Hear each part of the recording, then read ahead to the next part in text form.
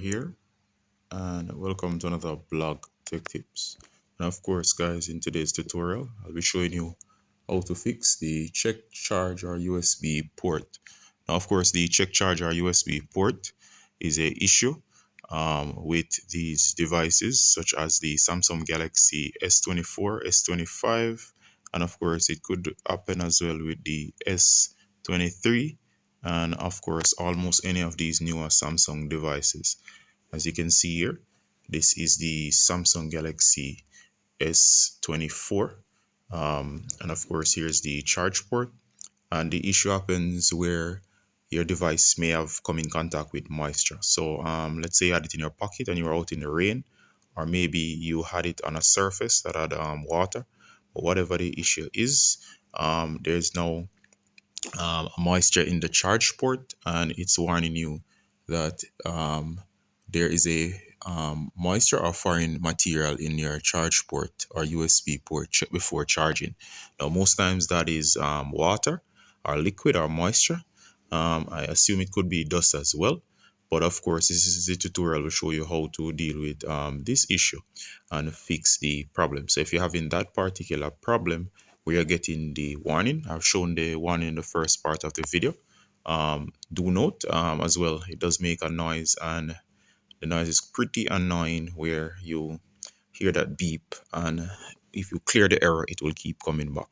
So this is what you do to actually deal with this problem, to get rid of it once and for all. Alright, so when this particular issue was happening with my Samsung Galaxy S24, as seen here, as I had the screen recording, it's not happening right now, so I'm just reproducing the issue just to show you. First of all, the first thing that worked for me, specifically in this situation, I'll have several options for you, is first go ahead and you're going to make sure that you remove any moisture from the USB port. So of course, if you do this without removing the moisture from the port, what could happen is that you could short your device, and of course a safety feature, which is actually a genuine warning, could actually cause damage to your device if you try to charge it from this particular port while it's having the issue. So the first thing you're going to do is go ahead, and what you're going to do here is you're going to get any form of absorbent paper. As you can see here, this is one paper towel, just typical paper towel. The brand doesn't matter, it's very absorbent. If you don't have that, what you could do is get any form of paper. This is just regular toilet paper. And what you're going to do with that paper is, and I find that toilet paper is much easier to manage, but whichever you have will work. So you're going to fold, and forgive me, I'm doing this with one hand, and you're going to fold as neatly as possible. It doesn't have to be neat, but make sure that you make it into a point. All right, so once you make it into a point, if I were to fold this much neater, it would be way better.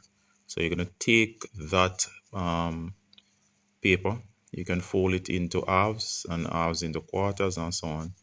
And once you do that, you're going to take your device port, and as I said, forgive me, I'm doing this with one hand, and you're going to get this all the way down into the port.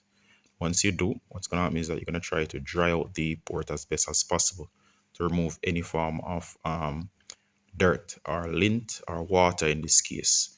Once you set it into that port and remove it, check the tip. There should be moisture on the tip. You also can check in here. You'll notice there's a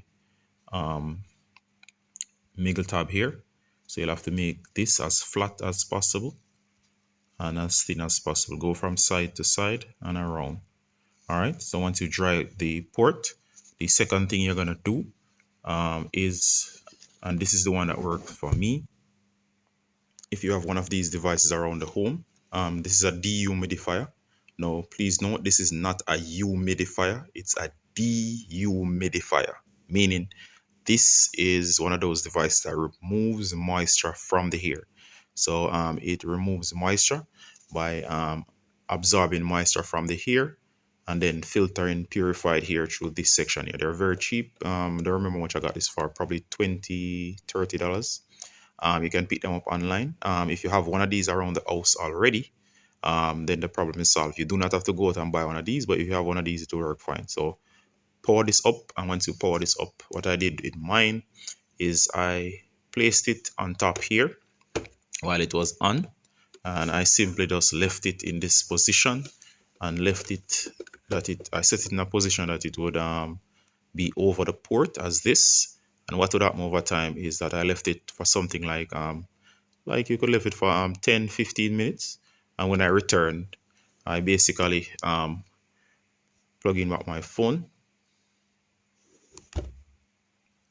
All right, so after I plugged in back the phone for charging, and of course the error was gone. So that in most cases, I would say about 90% of the cases, it should fix the issue. So that's one option. All right, so you have other options as well. The other option, if you do not have a dehumidifier, is you could try. All right, next option, if you do not have a dehumidifier, you could try using a fan. Any household fan will work. Usually a standing fan would work fine. So if you have a standing fan, you could just basically place the phone to the front, and what would happen is that the fan would pull in the air, and of course over time, if you leave it for a while, it could remove the moisture. So the fan itself would be a little bit slower, and of course by it being here, what would happen is that it would pull the air and of course in effect remove the moisture. So that's another option by using a fan. If that doesn't work as well, another option would be to use find a way to bypass the charge port and still be able to charge. So if you do have a wireless charger lying around, meaning if you have a wireless charger, here I have one that's built into this battery bank. So if you have a battery bank with a wireless charging function, if you have a dedicated wireless charger, or anything that does wireless charging, such as a table surface, you name it, they're building most of these devices now with wireless charging. So if you have a wireless device or anything that can allow for wireless charging, you do not have to go out and buy a wireless charger. So of course, if you have a battery bank, this is a battery bank, and of course if you simply get the wireless charger and place it on that surface. Well, error, of course, I'm just demonstrating. What would happen is that through the ability of the wireless charger, it would bypass the port, and of course the phone would start charging again. So of course, if you have a wireless charger, do try that. Another thing that would work as well, if you have a friend or someone, or if you have another person around the house with another Samsung phone that support wireless charging, it's very simple.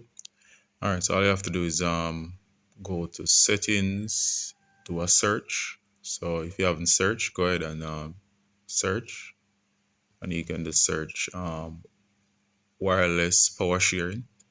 So just go and search for wireless power sharing, which is this feature here. And as you can see here, you can go into the wireless power sharing feature.